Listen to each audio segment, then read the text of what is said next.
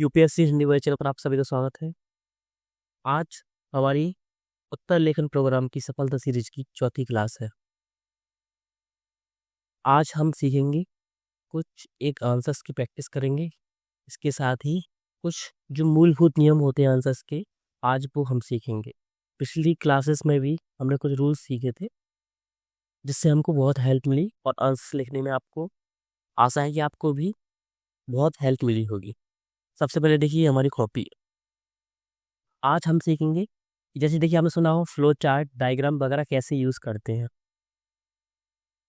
सबसे first thing ये। Second चीज सीखेंगे हम सब्जेक्ट वाइज जब आंसर राइटिंग करते हैं हम, जैसे कि सब्जेक्ट वाइज कैसे, जैसे आर्ट एंड कल्चर का क्वेश्चन है, एंड इन्वायरमेंट का क्वेश्चन है, एथिक्स का क्वेश्चन है, ज्योग्राफी का क्वेश्चन है, सोसाइटी का या सोशल जस्टिस का या पॉलिटी का क्वेश्चन है। तो इनमें थोड़ा सा क्या अंतर देना होता है, क्या स्पेसिफिक डालना होता है कि इस सब्जेक्ट वाइज प्रोफेसर जब आपकी कॉपी चेक करेगा तो आप वो एग्जामिनर आपको +1 मार्क्स दे देगा। और +1 का अंतर होता है, यानी अगर जीएस 4 पेपर होते हैं आपके मेन से मुख्यतः जीएस के, फिर इसके बाद ऐसे और फिर ऑप्शनल। अभी ऐसे की बात नहीं कर रहे हैं, अभी हम ऑप्शनल की बात नहीं कर रहे, सिर्फ जीएस की बात कर रहे हैं। GS1, GS2, GS3 और GS4। अगर आपके इसमें 5 मार्क्स भी बढ़ रहे हैं तो टोटल 20 मार्क्स, 20+ मार्क्स आप आ गए हैं। और ये 20 अंक आपको 200 रैंक तक पर 200 रैंक तक ऊपर या नीचे करने की ताकत रखते हैं। 200 रैंक यानी आपकी रैंक 400 है तो 400 से ये 200 पे आ सकती है, यानी आप या तो आईएएस से आईपीएस पढ़ सकते हैं या आईपीएस से कोई भी आईआरटीसीएस या आईआरएस। आईआरएस में तो पहुंचेंगे नहीं, इसके बाद आप आईआरटीसीएस ऐसे जॉब में पहुंच सकते हैं।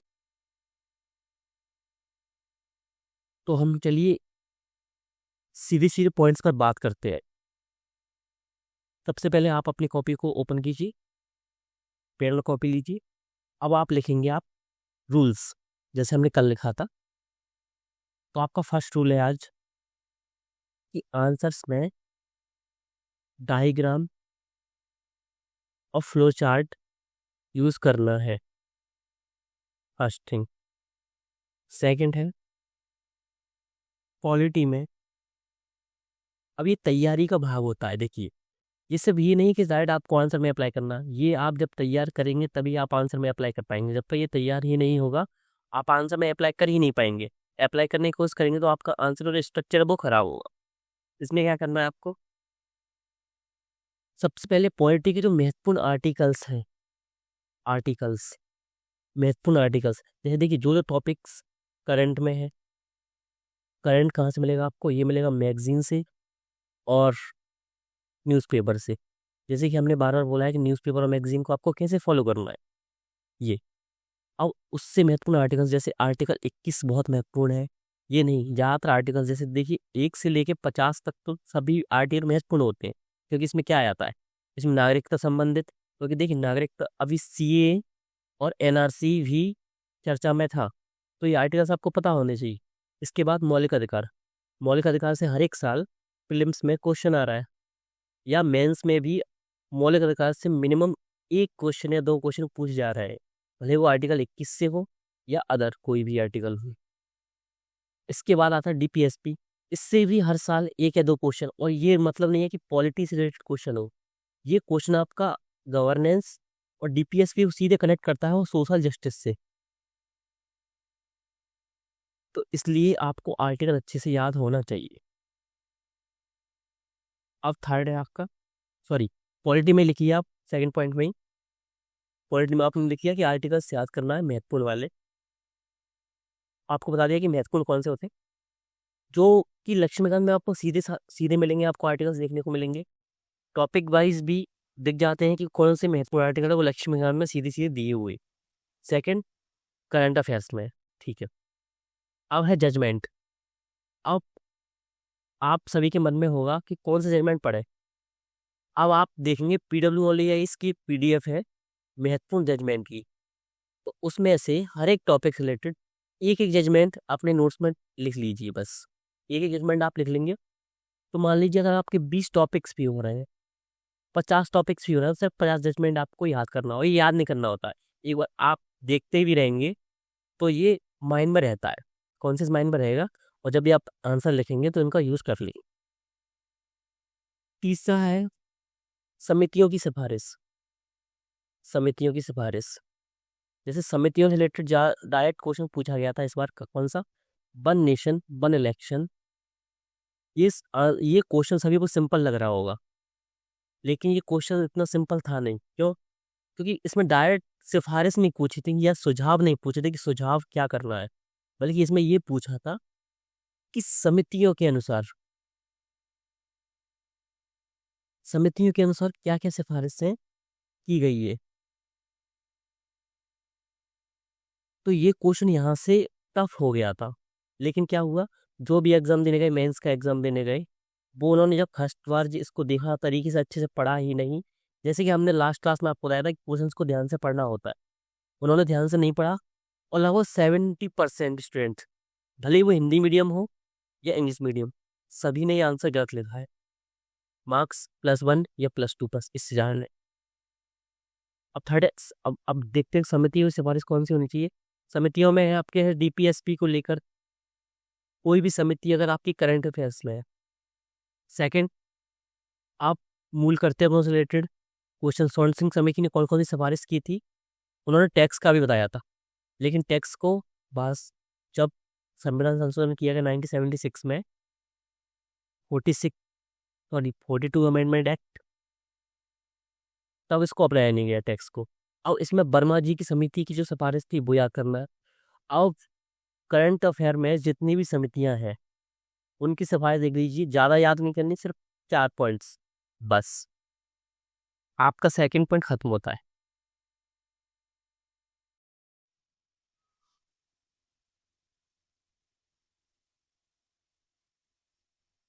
अब चलते हैं हम अपने ज्योग्राफी की ओर। ज्योग्राफी की ओर, अब ज्योग्राफी का पॉइंट डालिए अपना।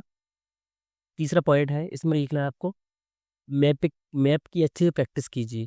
मैप कौन सा? वर्ल्ड मैप, वर्ल्ड मैप और इंडियन मैप। अब इंडिया में सब ये मतलब नहीं है कि सिर्फ इंडिया को आपको ऐसे बनाना आना चाहिए, ये नहीं, आपको आधा बनाना आना चाहिए। मिट्टियों की जो क्षेत्र है, क्षेत्र के अनुसार आपको पता होना चाहिए कौन सा क्षेत्र कहाँ है, कौन सा क्षेत्र कहाँ है और कैसे। इंडिया में भी जब आप मैप की प्रैक्टिस करेंगे ज्योग्राफी में, मतलब आपको 10 से 15 मैप मिलेंगे जो ज़्यादातर है। एक क्या होगा, एक होगा आपका क्लाइमेट के अनुसार, एक होगा वर्षा की मात्रा के अनुसार, एक होगा आपका पठारीय, एक होगा पर्वतीय, एक होगा भूगोलिक, भौगोलिक, भूगोलिक होगा, इसमें हिमालय होगा। इसी तरह से आपको 10 से 15 प्रैक्टिस ये कर लेनी है। अब सेकंड क्या, वर्ल्ड मैप। वर्ल्ड मैप में आपको क्या क्या पढ़ना है, करंट में जो भी मिनरल्स करंट अफेयर में है, वो मिनरल्स कहाँ पर ज़्यादा है उसको फोकस कीजिए वर्ल्ड मैप में। जैसे कि देखिए, आप सीधा वर्ल्ड मैप बनाएंगे,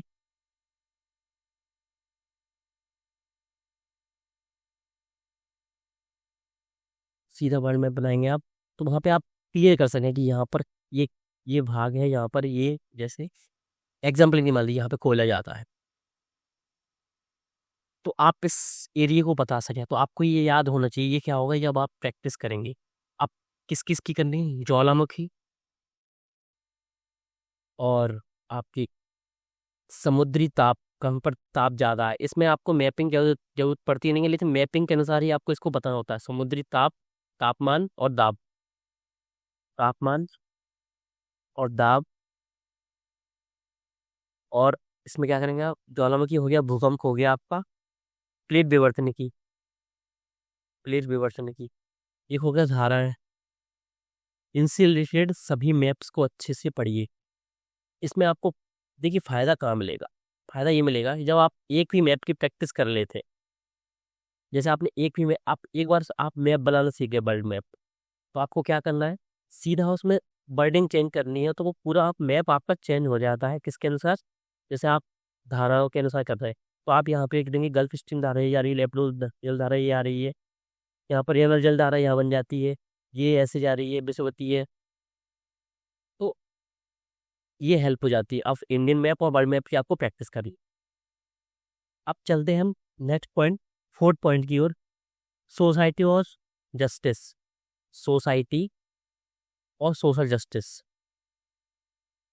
इसमें क्या करना है आपको, डाटा, महिलाओं संबंधित डाटा आते हैं, बेरोजगारी संबंधित डाटा, गरीबी, असमानता, कुछ लैंगिक असमानता,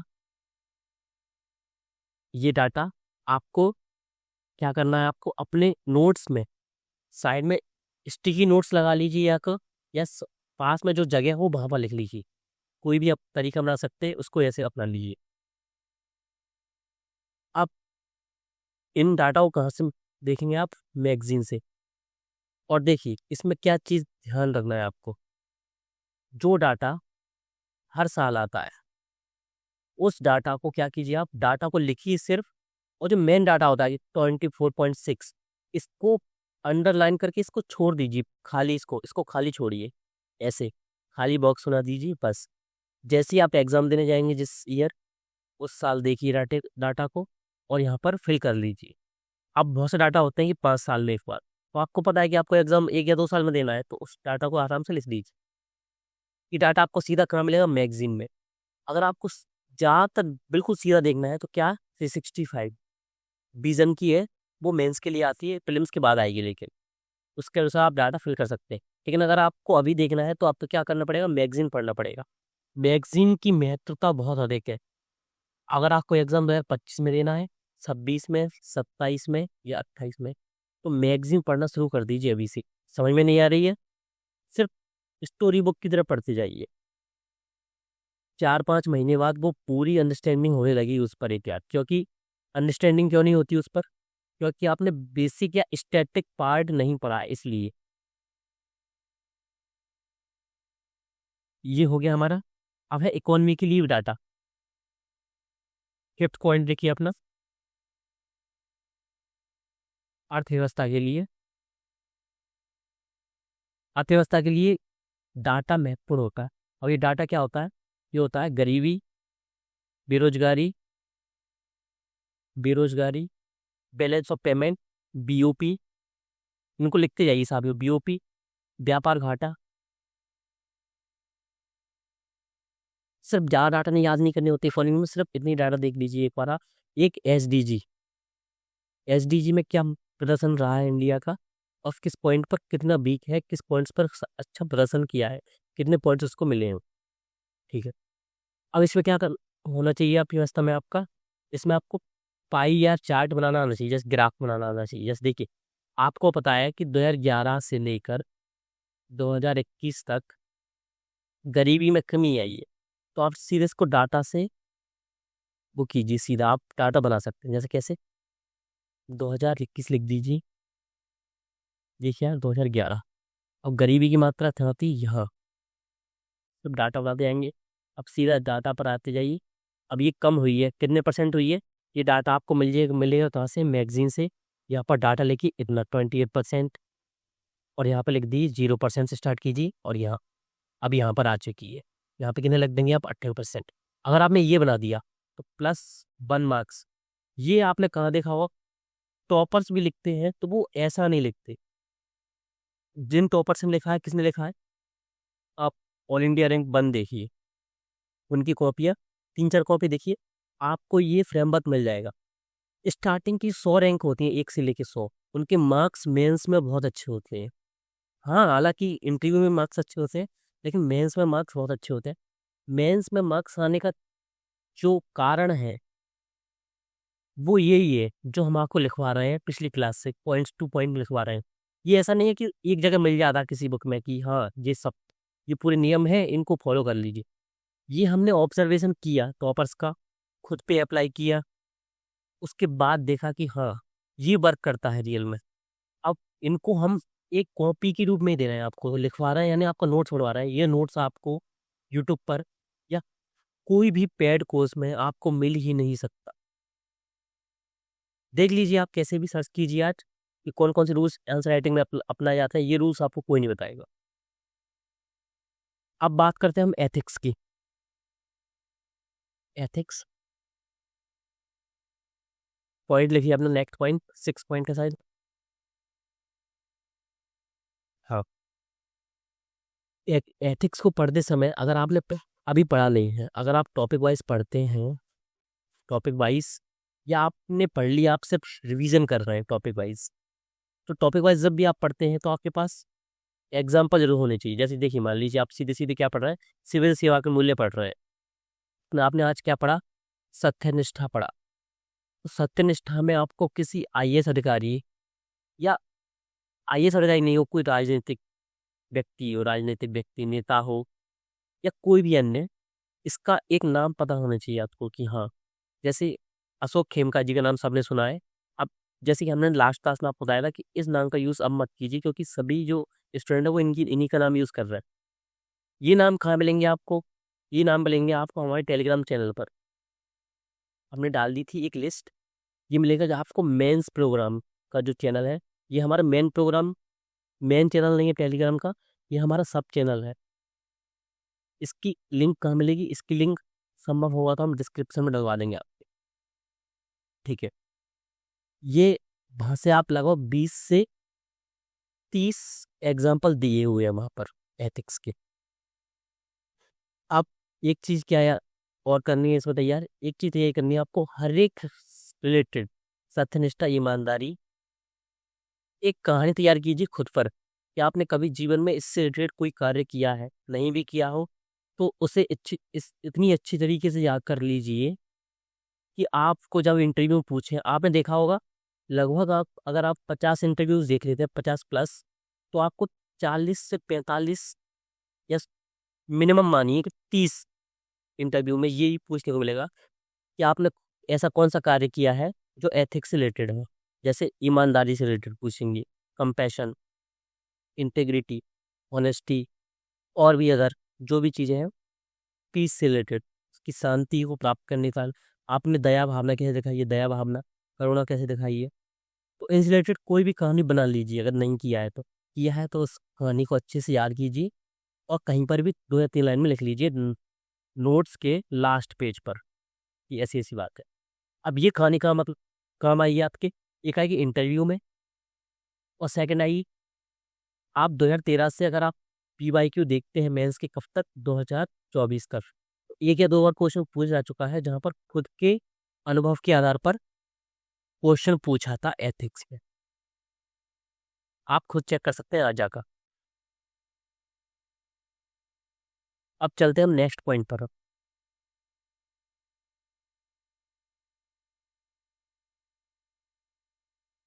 अब है आपका इन्वायरमेंट। इन्वायरमेंट में आप इंटरनेशनल ऑर्गेनाइजेशन होते हैं या भारत के इन्वायरमेंट से रिलेटेड जो मैगजीन में आपको डाटा देखने को मिलते हैं, जैसे WWE, ये सॉरी WWF है, ये UNFCCC है, इनकी डाटा, रेड डाटा लिस्ट में क्या क्या आया है नया, इनको देखते रहिए। ये कैसे देखने को मिलेंगे, ये देखने को मिलेंगे मैगजीन में, बस इतना कर लीजिए। अब ये आज के रूल होते हैं आज के खत्म। अब चलते हैं हम फ्लो चार्ट के ऊपर कि फ्लो चार्ट कैसे बनाना है, किस टाइप से बनाना है, उसको हम अप्लाई करके भी बताएंगे अगली कुछ क्लासेस में, आज भी बता देंगे। लेकिन कितने टाइप से आप बना सकते हैं, सबसे पहले देखिए फ्लो चार्ट बनाना क्या होता है। फ्लो चार्ट बनाना होता है हमेशा जब हेडिंग के नीचे पॉइंट टू पॉइंट लिखते हैं, जैसे हमने लास्ट क्लास में पॉइंट टू पॉइंट लिखना आपको सिखाया। जैसे कि किसी समिति की सिफारिश है, मान लीजिए वन नेशन वन इलेक्शन के लिए जो अभी रामनाथ कोविंद जी की समिति की सिफारिश थी, उस पर लिखने के लिए कोई क्वेश्चन आ गया, तो आप लिख देंगे यहाँ पर कोविंद समिति सिफारिश। अब जब पॉइंट टू पॉइंट लिखेंगे, या तो आप बुलेट पॉइंट डालिए और लिख दीजिए ऐसे सीधे सीधे। अब एक तरीका होता है जो आपने देखा होगा तो ऑफिस की कॉपी में, कि वो फ्लो चार्ट में डाल देते हैं। कैसे, तो उन्होंने सिर्फ गोला बनाया बीच में, जैसे देखिए आपको कॉपी के रूप में बताते हैं एक बार, ये आपकी कॉपी है, देखिए ये आपकी कॉपी है, आपने यहाँ पे इंट्रो लिख दिया, ये इंट्रो हो गया आपका। अब वो क्या करेंगे, सीधा बीच में गोला बनाएंगे ऐसा, यहाँ पे लिख देंगे समिति की सिफारिश, कोविल समिति की सिफारिश। अब उसमें एरो लगा देंगे सीधा। अब ये सब देखना नहीं है, आपको बनाना भी है। अपने नोट्स में बना लीजिए कि एक चार्ट बनाने का जो तरीका वो ये है, ये इस तरीके से बनाइए और यहाँ पर पॉइंट लिख दीजिए। ये सिफारिश आपकी ऐसी होगी। इससे होता क्या है, क्या फ़ायदा है, इसको भी देखेंगे हम। प्लस पॉइंट क्या है इसका? प्लस पॉइंट यही है कि जब एग्जामिनर कॉपी चेक करता है तो वो लगभग डेली की 10 या 20 कॉपी भी चेक कर रहा है और कम से कम 100 क्वेश्चन देख रहा है। तो वो जब 90 वाले क्वेश्चन में पहुंचता होगा तो वो उसको रहा तो टायर्ड होता होगा, वो फीलिंग टायर्ड, थकान महसूस होती होगी। तो जब वो लास्ट आंसर चेक करता है तो वो पूरी पॉइंट्स पढ़ता ही नहीं। अगर आपने पूरा व्याख्या के रूप में लिख दिया कि हाँ पूरी लाइन भरी हुई है, तो वो चेक करता ही नहीं है ज़्यादातर। वो पहली लाइन देख लेगा, सेकंड लाइन और लास्ट की 2 लाइन देख लेगा। उससे अंदाज़ा लगाएगा वो कि हाँ आंसर ठीक है। और देखना एवरेज मार्क्स से हमेशा नीचे ही मिलते हैं अगर ऐसे कॉपी चेक हुई है तो। अब फ्लो चार्ट में क्या होता है कि डायरेक्ट आपको दिखता है कि हाँ कॉपी पूरी खाली सी दिखती है और दिखने में अच्छी लगती है कॉपी कि हाँ आपने यहाँ पर ये पॉइंट्स को डाल दिया और बिल्कुल क्लियरली दिखता है ये। तो एक तरीका हो गया फ्लो चार्ट बनाने का ये। और आपको टाइप्स बता देंगे और टाइप्स कहाँ मिलेंगे आपको, एक ये और बता दें आपको। आप टॉपर्स की कॉपी देखिए, टॉपर्स की कॉपी कहाँ मिलेंगी आपको? भाई हमारे टेलीग्राम चैनल पर, जो हमारा मेंस का चैनल है, स्पेसिफिक मेंस का चैनल हमारा अलग है और मेन चैनल अलग है। Mains by UPSC Hindi world नाम से होगा, उसकी लिंक आपको कहाँ मिलेगी? हमारे मुख्य चैनल पर, यूपीएससी हिंदी वर्ल्ड पर। तो वहाँ पर हमने टॉपर्स की कॉपी डाली हुई है। आप भी डायरेक्ट सीधे गूगल पर जाइए और आपको टॉपर्स की कॉपी बहुत सारी मिल जाएगी, उनको डाउनलोड कीजिए। उससे क्या मिलेगा आपको? कितने टाइप्स में फ्लो चार्ट बनाए। देखिए एक टाइप हो गया आपका कि ये गोल बनाया और इसमें एरो लगा दी। सेकंड ये बना दीजिए, ये हो गया आपका सेकंड। लिखते जाइए इसको, बनाते जाइए। और थर्ड क्या होगा? ये, इसमें 6 पॉइंट्स आ सकते हैं आपके सीधा। फोर्थ कैसे आइए? अब फोर्थ होता है जब भी आप ये देखिए, ये आपकी कॉपी है, आपने इंट्रो लिख दिया। अब आप जब हेडिंग लिखते हैं तो सीधा लाइन खींचिए और सीधा पॉइंट्स में लिख दीजिए, बुलेट पॉइंट्स में। एरो मत लगाइए कभी, यहाँ पर एरो नहीं लगना चाहिए, इस चीज़ का ध्यान रखें। आप ऐसे बुलेट पॉइंट्स लगाइए यहाँ पे और लिख दीजिए पॉइंट टू पॉइंट्स। ये हो गई कौन सी? फोर्थ। अब फिफ्थ कौन सी है?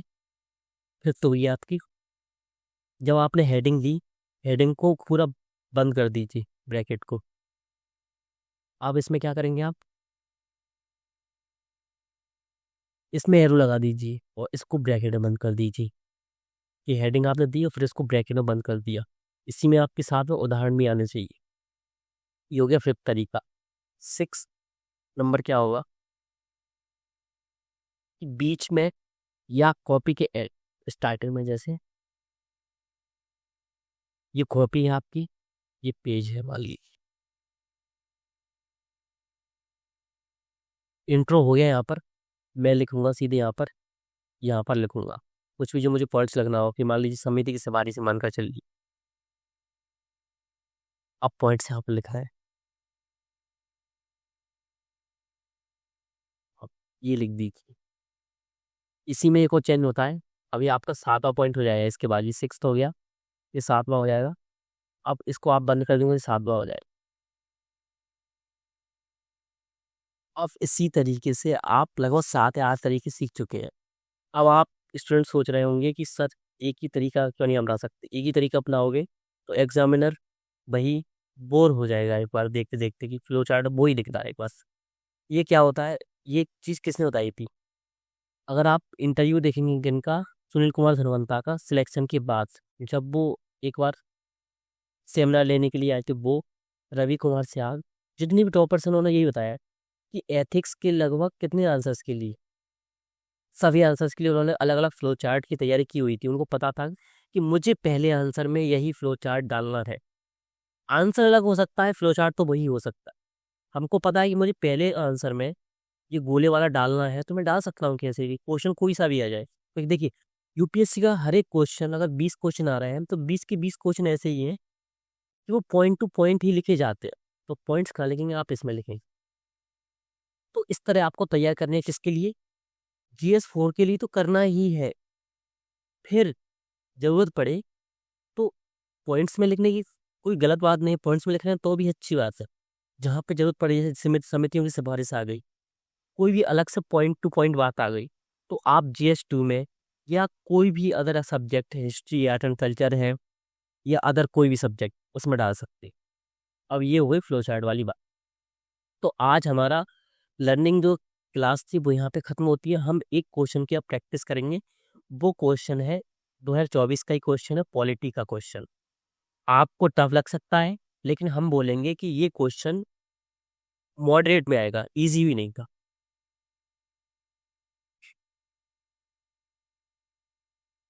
देखिए, अब सबसे पहले जैसे हमने आपको लास्ट क्लासेस में सिखाया है कि सबसे पहले क्वेश्चन को ध्यान से पढ़ना होता है। तो सबसे पहले ध्यान से पढ़िए इसको। निजता का अधिकार प्राण तथा दैहिक स्वतंत्रता के आंतरिक भाग के रूप में संवैधानिक अनुच्छेद आर्टिकल 21 अनुच्छेद 21 के अंतर्गत स्वाभाविक रूप से संरक्षित है। अब देखिए यूपीएससी की खूबसूरती क्या है, यहाँ पे पीसीएस होता वो क्या बनाता कि किस में है दैहिक स्वतंत्रता, किस में संरक्षित है, व्याख्या कीजिए। यहाँ पर यूपीएससी खुद से बता रहा है, यूपीएससी खुद से बता रहा है कि हाँ मुझे ये तो पता है कि संरक्षित है। कौन सा अधिकार, निजता का अधिकार, किसके अंतर्गत, प्राण एवं दैहिक स्वतंत्रता के अंदर संरक्षित है। अब तुम बताओ कैसे, सीधे व्याख्या कीजिए। आप एक चीज याद ध्यान रखिए, देखिए इसको अलग से हम अंडरलाइन कर देंगे अलग कलर से, जिससे आपको थोड़ा ध्यान आकर्षित हो आपको इस ओर। हाँ, अब देखिए ये लिखा है व्याख्या कीजिए। अब ये आता है हमेशा कब, क्वेश्चन के लास्ट में। तो ये क्वेश्चन दो भागों में बढ़ चुका है सीधा सीधा। अगर यहाँ पर व्याख्या लिख कर आ चुकी है, दो भागों में बढ़ चुका है।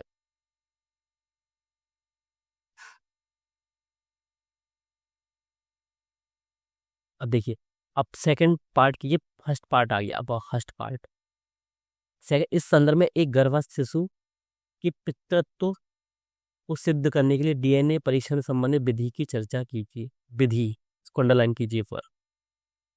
अब एक और चीज इसमें देखने को मिली, वो है चर्चा कीजिए।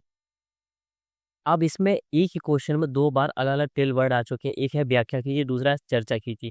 लेकिन एक अच्छी चीज है कि दोनों का मतलब ज़्यादातर 90% टू सॉरी 95% टू 100% लगभग सेम ही होता है। कि चर्चा में भी आपको पॉइंट टू पॉइंट ए से लेके जेड तक बताना होता है हर एक चीज को, और व्याख्या में भी यही है। थोड़ा सा अंतर होता है 5%, वो आपको अभी हम बता देंगे। अब देखिए हमने क्वेश्चन को अच्छे से पढ़ लिया है, अब हम क्या लिखेंगे, जैसे कि हमने बताया था कि सबसे अच्छा आंसर वही होता है जो आंसर होता है। अब ये क्या बात हुई, ये बात हुई कि अगर इसने क्वेश्चन वो पूछा हम उसी का आंसर देंगे तो हमको सबसे अच्छे मार्क्स मिल जाएंगे। सबसे अच्छा उत्तर लिखने का मूल मंत्र यही है कि जो पूछा है वही बताइए, ना एक्स्ट्रा ना कम। अब सबसे पहले क्या बोलेंगे हम, क्या लिखेंगे हम इंट्रो में, सबसे पहले हमको इंट्रो तैयार तो करना है। इंट्रो, इंट्रो में क्या लिखेंगे। अब इंट्रो में जैसे हमने बताया था कि आपको आर्टिकल्स और जो भाग होते हैं, पार्ट्स होते हैं, उनको भी डाल सकते हैं कॉन्स्टिट्यूशन के। इससे क्या इफेक्टिव आंसर बनता है। तो क्या लिखेंगे आप, भारतीय संविधान के, अब लिखते जाइए साथ साथ, भारतीय संविधान के भाग 3 के अनुच्छेद 21 में निजता के अधिकार को प्राण तथा दैहिक स्वतंत्रता के आंतरिक भाग के रूप में संजोए रखा है या संरक्षित रखा है। ठीक है, अब आगे लिखिए इसी में। ये इंटू थोड़ा लंबा जाएगा क्योंकि देखिए 250 शब्दों का है, इस चीज को याद रखिए। भारतीय सर्व भारतीय सर्वोच्च न्यायालय ने समय समय पर, लिखते जाइए, समय समय पर अपने विभिन्न निर्णयों जजमेंट के आधार पर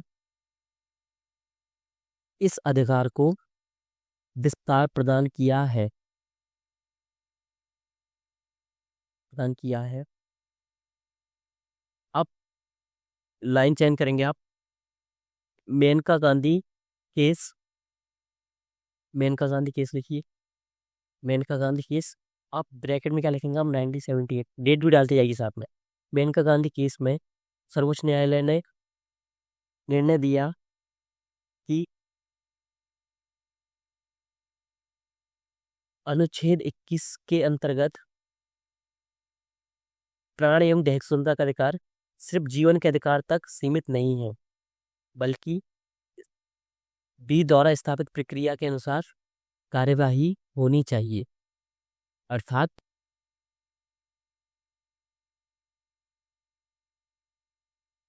प्राकृतिक न्याय भी सुनिश्चित होना चाहिए।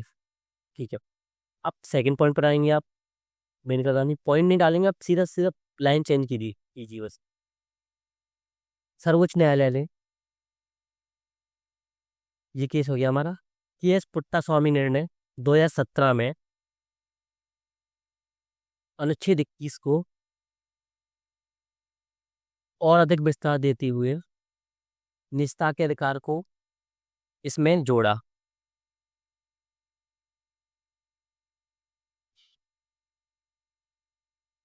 तथा इसी के साथ कई अन्य निर्णयों के माध्यम से, जैसे मोहनलाल मोहनलाल